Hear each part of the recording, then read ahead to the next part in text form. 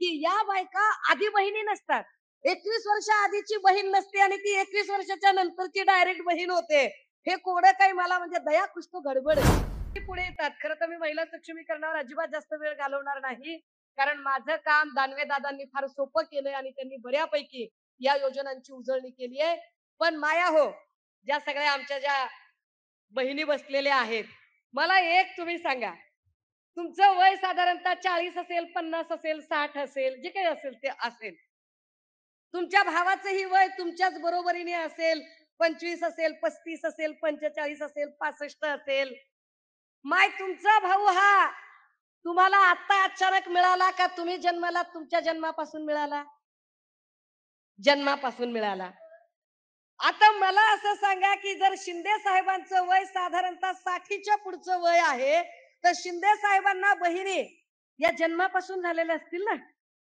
60 वर्षामध्ये महाराष्ट्रातली एक पण माय माऊली त्यांची बहीण नव्हती आणि अचानक या सगळ्या बायका त्यांच्या बहिणी झाल्या. मला काही म्हणजे कोणच उलगडत नाहीये, की या बायका आधी बहिणी नसतात.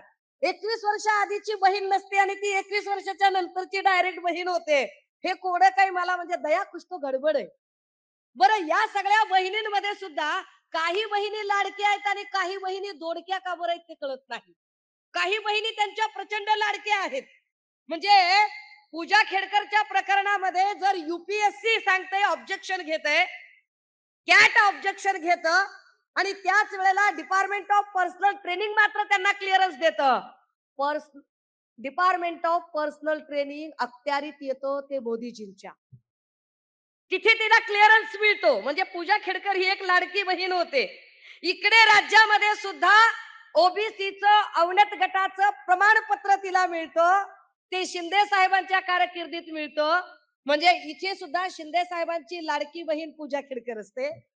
पुण्यामधलं आरोग्य प्रमुखाचं जे पद आहे ते पद पुण्यातल्या सगळ्या सेवा ज्येष्ठतेचे नियम डावलून पुण्यातले जे सगळे सिनियर डॉक्टर्स आहेत, जे सरकारी रुग्णालयांमध्ये सेवेत आहेत, त्या सगळ्यांना डावलून डॉक्टर मानसी नावाच्या एका अत्यंत नवागत डॉक्टरला ते पद दिलं जातं. म्हणजे डॉक्टर मानसी ही त्यांच्यासाठी लाडकी बहीण असते.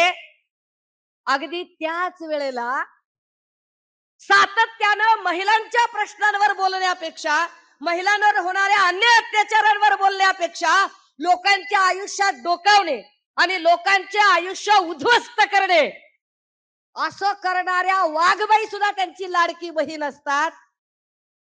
परंतु कोपर खैरनेचं प्रकरण असेल, उरणचं प्रकरण असेल, विरार वसईमध्ये ज्या पद्धतीने भर दिवसा एका माय माऊलीवर सपासप वार झाले, ही माय माऊली असेल, या सगळ्या बहिणी मात्र दोडक्या बहिणी आहेत.